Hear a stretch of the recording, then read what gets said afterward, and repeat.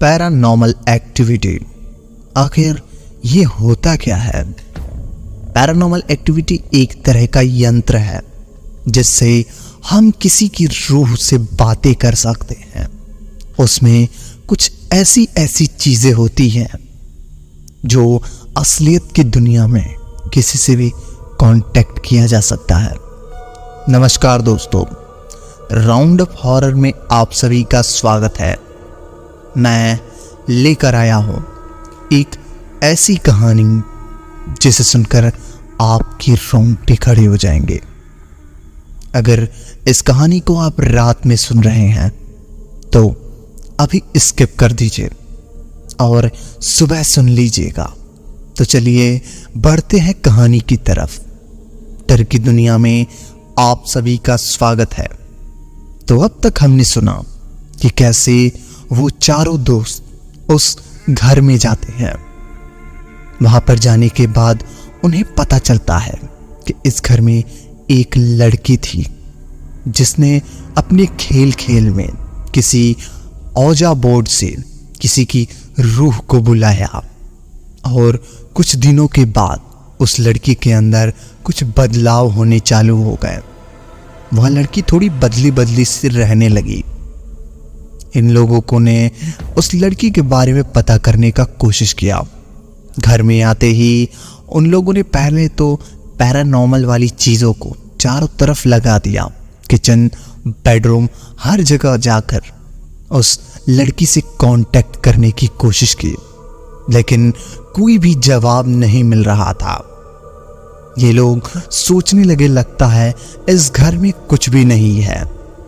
अब वह रास्ते से वापस जा रहे थे, तभी अब जानते हैं आगे क्या होता है।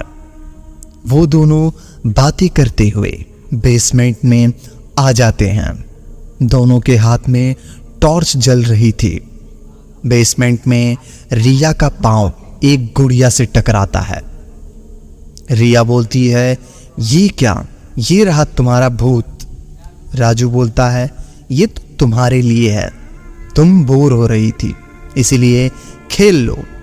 रिया बोलती है, बकवास बंद करो। वो दोनों उस गुड़िया को रखकर आगे बढ़ जाते हैं। राजू मिसेस मेहता को कॉल करता है। मिसेस मेहता, आप तो मॉनिटर पर कुछ दिखाई दिया। मिसेस मेहता बोली, सॉरी राजू, अभी तक तो कुछ नहीं दिख रहा है। राजू और रिया रसोई से वापस आते हैं। राजू ने रिया से बोला कि मैं रसोई की कबर्ड को मैं देख लेता हूं। मिसेस मेहता ने बताया था डिब्बा अचानक गायब हो जाते हैं। रिया बोली, मुझे लगता है ये आत्मा लड़की को ही टारगेट करती है, तो क्या मैं अकेली ही उससे बात करने की कोशिश करूं? राजू ने कुछ सोचा और बोला, ओके, लेकिन तुम अपना ध्यान रखना।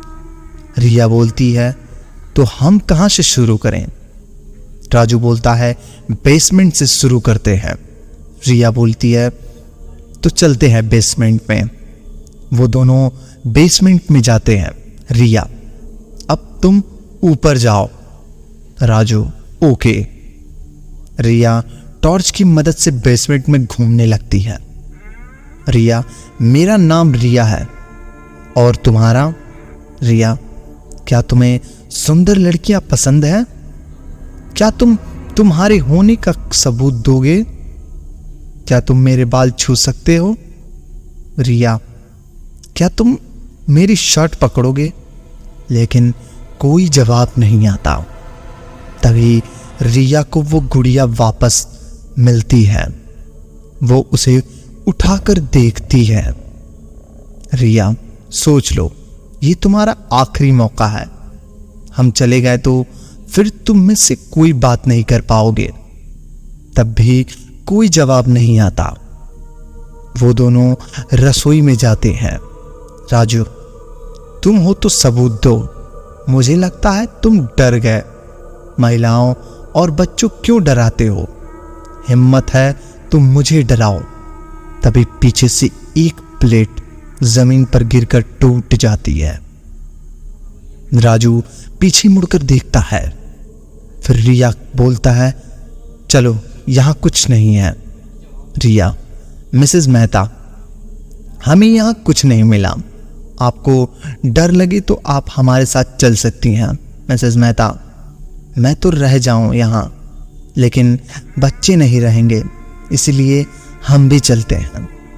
वो सब सामान पैक करके अपनी अपनी गाड़ियां में बैठ जाते हैं। रिया, राजू, मुझे लगता है मैं 2 मीटर वॉइस रिकॉर्डर अंदर भूल कर आ गई हूँ, वो लेकर आती हूँ। वे सभी मेहता से होटल छोड़कर अपने अपने घर चले जाते हैं।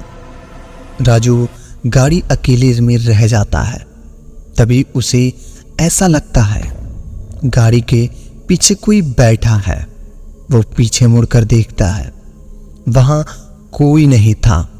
राजू घर आ जाता है। वहां वो और उसकी बहन रहते थे। घर आकर दरवाजा बंद कर लेता है। आधी रात को उसे बाथरूम से पानी गिरती है, आवाज आती है। वो बाथरूम में जाता है। बाथरूम का नल खुला हुआ था। वो सोचता है शायद खुला रह गया होगा। वो नल बंद करके वापस बिस्तर पर आ जाता है। राजू को तभी पानी गिरने की आवाज आती है। राजू भागकर रसोई में जाता है। वहां नल से पानी गिर रहा था। वो बंद कर देता है। राजू बोलता है, सीमा, तुम यहां रुको, मैं मार्केट होकर आता हूं। सीमा बोलती है, ठीक है। सीमा रसोई में जाकर खाने के लिए चावल बनाने लगती है। साथ साथ मोबाइल पर सहेली से चैटिंग भी करती है। चैटिंग में बहुत व्यस्त हो जाती है। तभी कुकर से सीटी बजती है। वो एकदम से डर जाती है। हाथ में मोबाइल छूटकर जमीन पर गिर जाता है। सीमा को कमरे से किसी बच्चे के खेलने की आवाज आती है। सीमा रसोई से बाहर आती है और चारों तरफ देखती है, लेकिन वहां कोई नहीं था। सीमा वापस से रसोई में आती है तो देखती है रसोई की सारी दरवाजा खुली हुई है। वो दराज बंद करती है। तभी उसे किसी बच्चे की हंसने की आवाज आने लगती है। सीमा अब थोड़ी डर जाती है। वो धीरे धीरे वापस कमरे की तरफ जाती है, लेकिन आवाज आना बंद हो जाती है। सीमा को अब डर लगने लगा था। वो रसोई की तरफ जाती है तो रसोई का नज़ारा देखकर बहुत डर जाती है। सारी दराज का सामान बाहर रखा था। तभी दरवाजे पर दस्तक होती है। वो दौड़कर दरवाजा खोलती है तो राजू सामान लेकर खड़ा था। वो बोलती है, हमारे घर में कोई है। राजू बोलता है, क्या हुआ, मुझे बताओ। सीमा सारी बात बता देती है। सीमा बोलती है, रसोई में जाकर देखो। रसोई में राजू आकर वहां सारा सामान सही जगह पर था। सीमा बोलती है, मेरी बात का विश्वास करो, सारा सामान बिखरा हुआ था। घर में बच्चे की आवाज आ रही थी। राजू बोलता है, तुम सोई नहीं हो, थोड़ा आराम कर लो। वो बोली, मुझे महसूस हुआ था। राजू बोलता है, 2 मीटर का चेक कर लेता हूँ। वो पूरे कमरे में चेक करता है, लेकिन उसे कुछ नहीं मिलता। राजू बोला, अब खाना बनाकर खिलाओगी या रसोई में डर लग रहा है? सीमा बोली, जा रही हूँ। वो दोनों खाना खाकर बैठ जाते हैं। तभी डोर बेल बजती है। राजू दरवाज़ा खोलता है। सामने एक लड़का खड़ा था। वो बोला, सर आपने फ़ोन करा था, पाइपलाइन खराब हो गई है थी। राजू बोला, हाँ आइए बेसमेंट में देख लीजिए। राजू और वो प्लम्बर उसे बेसमेंट में ले जाता है। सीमा ऊपर सोफे पर बैठी थी। तभी उसका फ़ोन रिंग करता है। वो सोफे के नीचे देख रही होती है। तभी कोई बच्चा वहां से सीमा का नाम लेकर भागता हुए उसे महसूस होता है। वो गर्दन उठाकर चोरों की तरह देखती है, लेकिन वहां कोई नहीं था। तभी पीछे से उसकी टांग पकड़कर कोई खींचता हुआ कमरे में ले जाता है। सीमा चिल्लाती है, बचाओ बचाओ। आखिर कौन था वो बच्चा जो सीमा को इस तरह से परेशान कर रहा था? क्या सीमा से उसकी कोई दुश्मनी थी?